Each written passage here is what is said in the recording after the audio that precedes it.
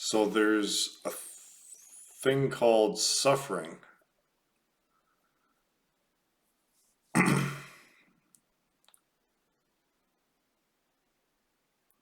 And it's this, I submit, it's the suffering that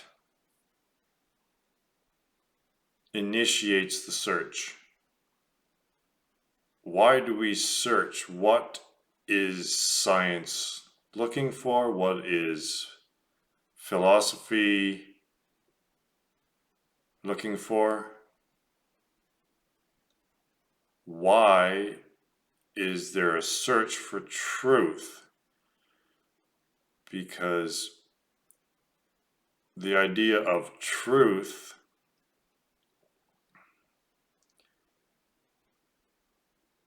necessitates that there's something false.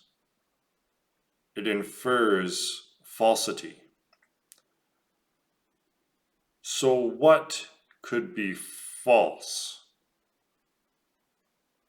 What is it that's false?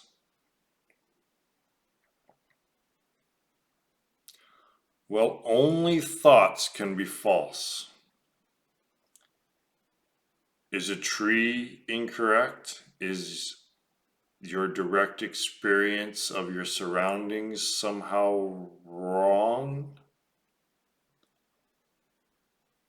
So we use thought to search for what?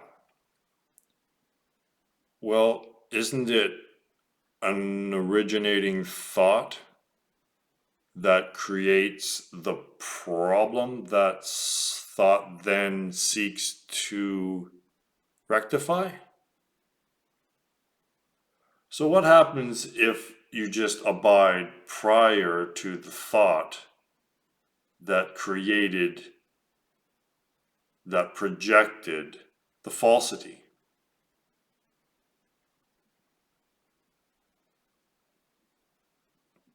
Isn't that state completely true? There's no falsity to being.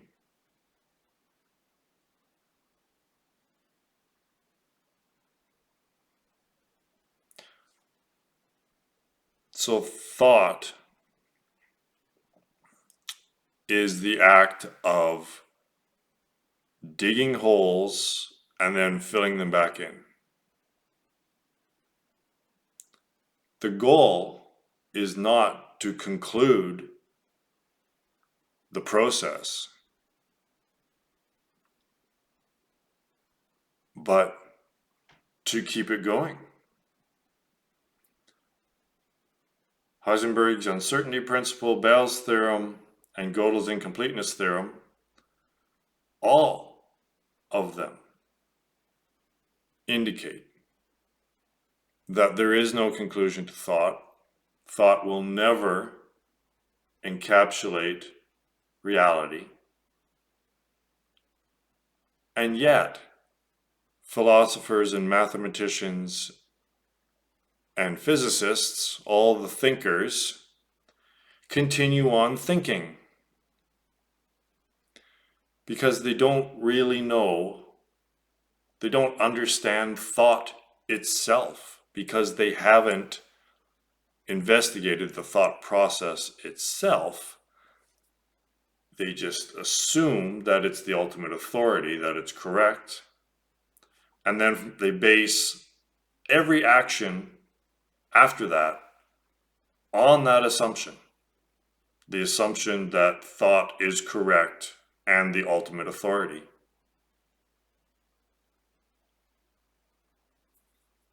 But what if that assumption is absolutely 180 degrees incorrect?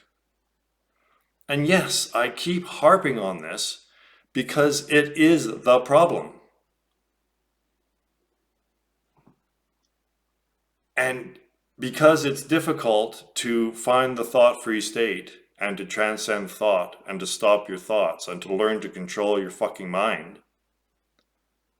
well, it's too difficult, so people just disregard it as not being valid.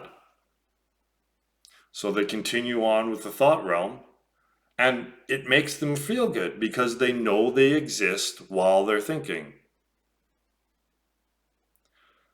But they don't want to actually come out and recognize that that's the only reason for thought, is that I think, therefore I am. You know you exist while there's a thought relative to you to infer your existence. So this is it. If you're too much of a fucking coward, sorry, I'm getting a little upset, because it's so frustrating to know the truth and to present the truth so simply and succinctly to everyone, and then just have it totally disregarded and ignored.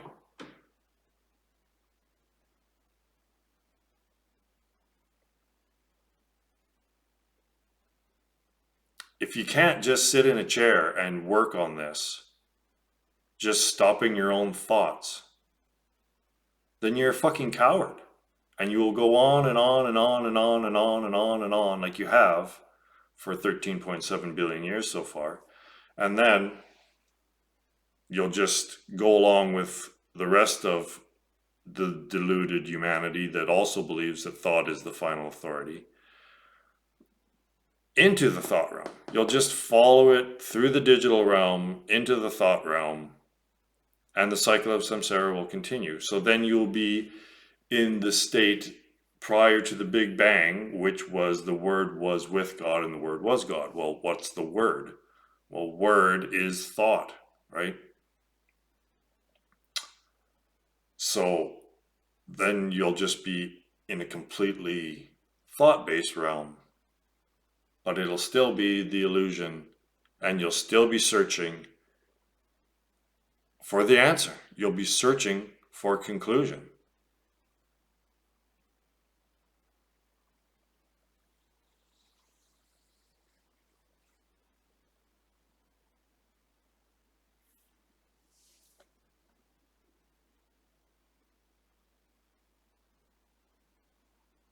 It's so bizarre to me how people refuse to see the validity of this. I don't know what else to do. How can you be in such a deluded state as to not recognize the importance of this? Because it's simple? Oh, it's simple, so therefore it can't be valid. Well, maybe that's what makes it so valid. Maybe that's what makes it true. Maybe Occam's razor is the path to take, rather than all these convoluted theories that a half a dozen person on the whole fucking planet can understand. What kind of a model is that? A model is supposed to make something simpler to understand.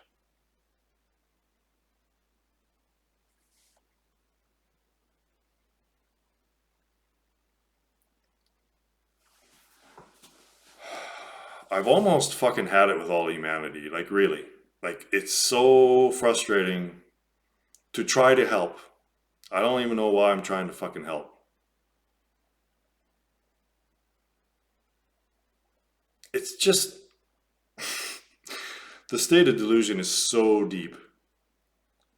And if you can't be honest enough with yourself, scientists are supposed to be objective. If you can't be objective enough to sit in a fucking chair and come to the realization that if you can't control your mind, that is a state of insanity. What's illogical, what's unreasonable about that statement? That if you can't control your mind, if you have no control over your own mind, you're in a state of insanity. Okay, that's a valid statement, I think. So now, sit in a chair and try to control your mind. Just do it. Sit there and stop thinking. Do you have control over your own mind? No, you don't, do you?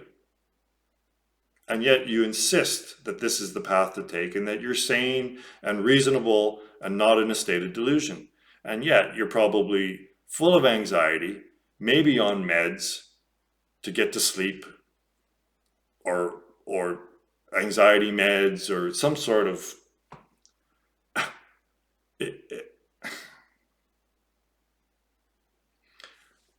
there needs to be no self-deception in this.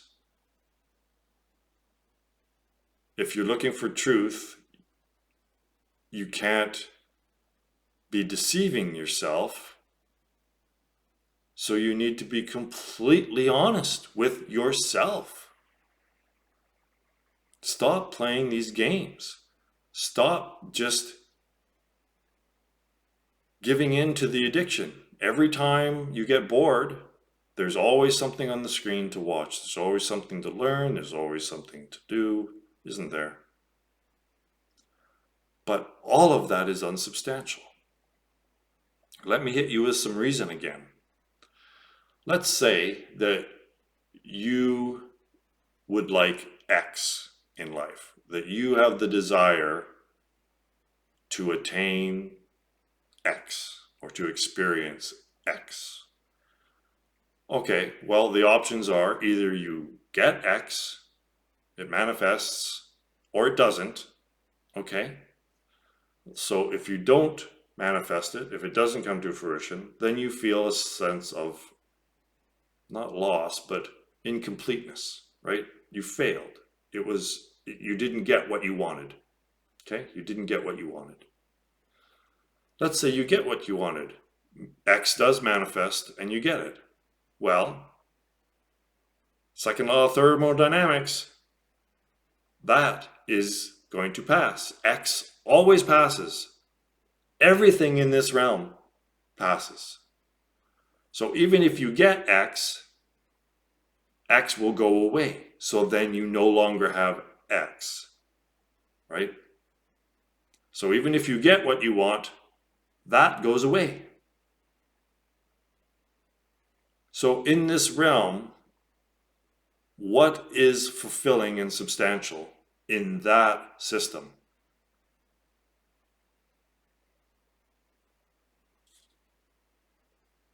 Even when you get what you want, which is probably half of the time, that goes away.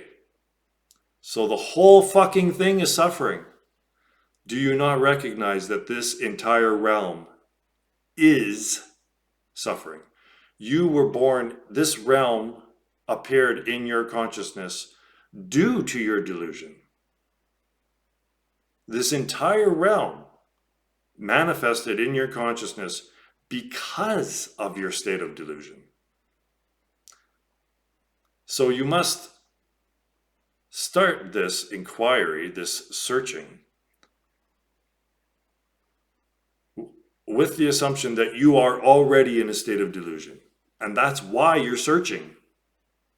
The proof that you're in a state of delusion, that something's missing, that something's lacking, that you're not getting something, is that you're searching. Now I'm done searching. And it's a pretty good place to be. But it didn't come from a thought. It came from recognizing that thought is delusion. So the only way that thought will ever conclude is by you concluding it. It doesn't end on its own. There won't be some magical equation that pops up finally that will render all further questions unnecessary. How will, please, a physicist, please tell me, how will, even if it's developed, a theory of everything that reconciles gravity with quantum mechanics, how is that going to help you and your state of suffering? Explain it to me.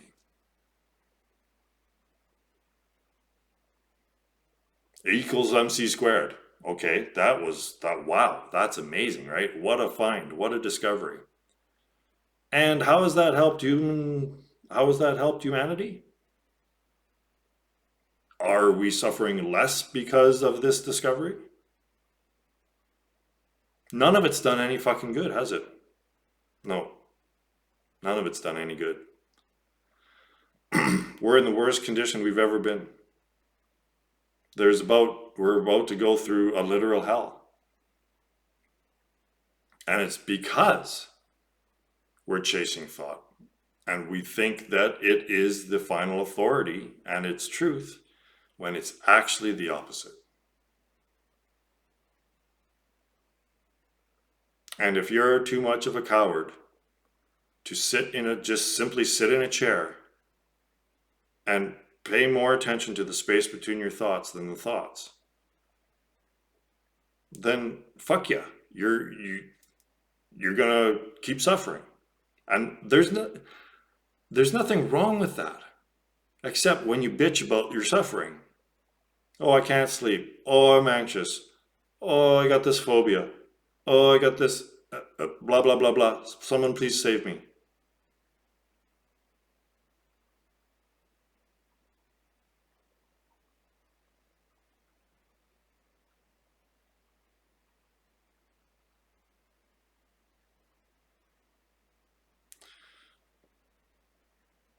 The continued path of samsara is infinitely more difficult and full of suffering than the path that leads away from it. It's so difficult to drop thought because you're so addicted to it. A heroin addict goes through hell to break their addiction. And no one says, oh, well, that's okay. It's okay to live. A heroin addict doesn't really like their life. They don't think it's cool. They want to stop. But for some reason, well, because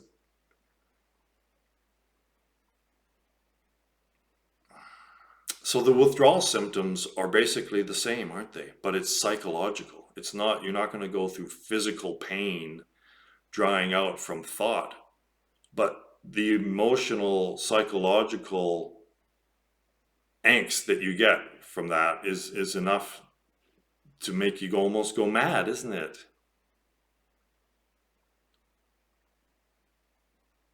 But that's the way you got to go. Otherwise, you'll just continue on like philosophy, like all these systems of thought. They've done nothing to help humanity. And if you're serious about this, then you will investigate it yourself. You will sit and do the practice and come to these realizations yourself. And if you give up and just go back, then you'll just flounder around wondering what the fuck to do in life. Still questioning, still working on your theory. It'll never conclude.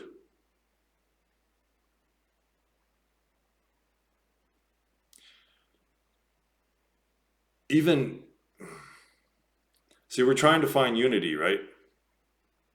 We're trying to unify.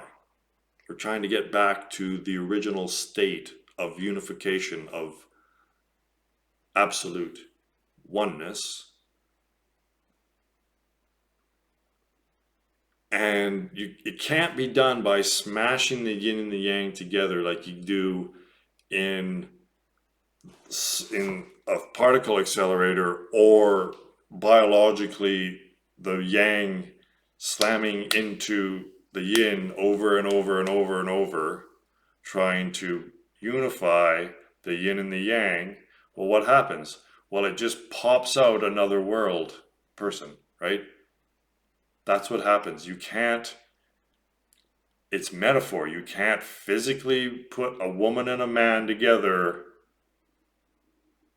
divide them, or whatever the mathematical equation would be to what sex is. It doesn't work, does it? There's no conclusion there. there's just another world popping out in the infinitude of potentiality, and it's just redundant and empty. So again, we have it all inverted. We think that dreamless sleep, the death state, and now soon the extinction state is nothingness. It's a void, it's a lack, it's either boring or terrifying. But this is only because we are so identified with this realm as being fundamental reality. But I just pointed out that everything in this realm is unsubstantial. So my experience of the absolute is that it is self-sustaining and self-fulfilling. It's just perfect peace and contentment and happiness. Humanity has lost understanding of what the feeling of happiness actually is. We confuse happiness with entertainment. We're entertained, we're interested, and we call that being happy. So if you're actually a happy person, if you're living a happy, content life, you should be able to just sit in a chair and be completely self-sufficient and self-fulfilled. And once you realize that you are the absolute, well, that is the natural state. That is actually the natural state. See, your natural state is that of enlightenment. But all the things that you do to try to manufacture an experience that's substantial and fulfilling, that takes you out of it. So every time you sit, let's say you sit in a chair and you're trying to do this meditation thing, well, why is it that your thoughts want you to get up and do something all the time? Why? Why can't you just fucking sit there and be happy?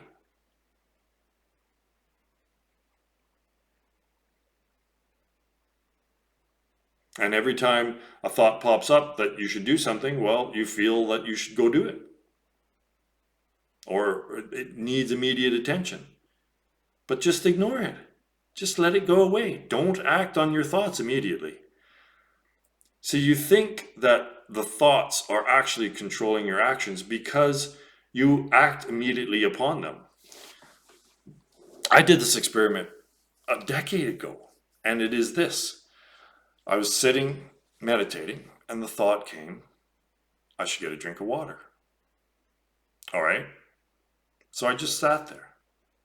I didn't immediately get up and get a drink of water. I just sat there. And then again, the thought came up a little while later. Oh, maybe, you're thirsty. Maybe you should get a drink of water. All right. I still didn't act on that. I just sat there. Now, which is more free will? Acting on that thought immediately? Or having the choice to not act on that thought? Which is more freeing? Anyway, it went like this. It came back a few times, and while I was sitting there, I witnessed the body get up, sans thought. There was no thought instigating this action. I got up, I watched the body get up and go get a drink of water. But there wasn't a thought attached to it. See, the reason why it appears as though the thoughts have control, well, they do. If you act immediately upon every thought, then it does have control of you, doesn't it?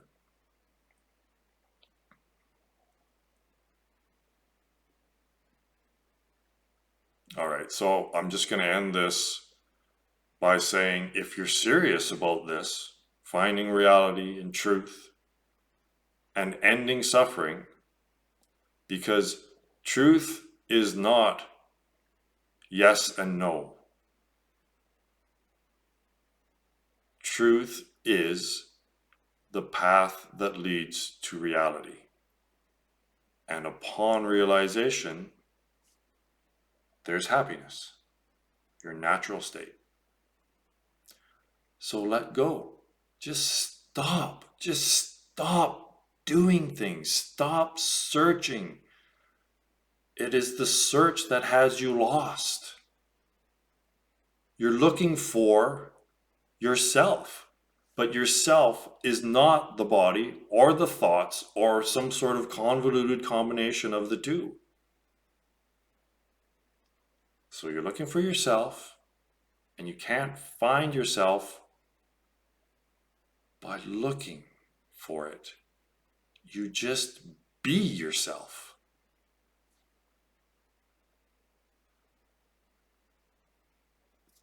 So next time you're deep in anguish and suffering and lost, always just come back to the stillness. That is your anchor. That is your harbor in the storm. It is the unchanging absolute that is unaffected by anything.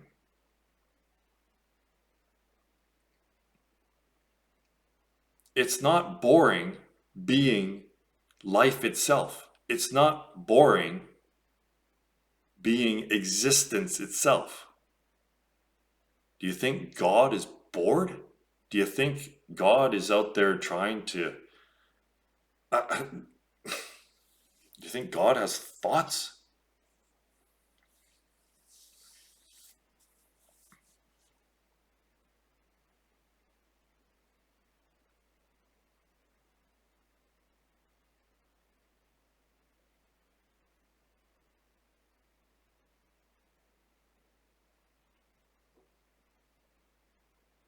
I wish I could just sell this shit in a bottle, right? Like, here, drink this and you'll experience Sat Chidananda. And if you experienced it for just a few minutes, the peace and contentment and bliss that is your natural state, you'll go, I will do whatever it takes. I will do whatever it takes, even if it's letting go of the entire world, which happens anyway, is ripped from your grasp at death anyway.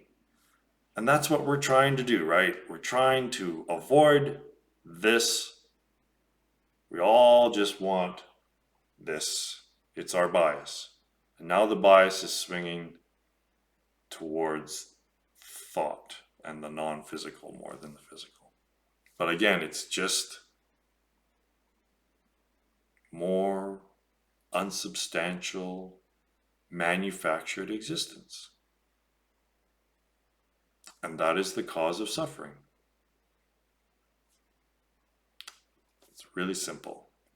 The complexity is that the deprogramming process makes it look like what I'm talking about is complicated, but it's just the unprogramming, the deprogramming. It can be very convoluted and very confusing because it's all being flushed. But it's basically that the entire human species is under the spell of a cult leader, and that cult leader is Maya, which is basically thought. So the entire human species needs to be deprogrammed, and that's what my theory does. And the process of delving between the space between thoughts. So just do it. Just go there. It's not that difficult. It's not that painful, is it? It's just It's not like someone stabbing you in the eye with a freaking poker. It's just boredom and anxiousness. It just sit there. Just sit there, sit there, sit there, sit there, sit there, sit there, sit there, sit there, sit there.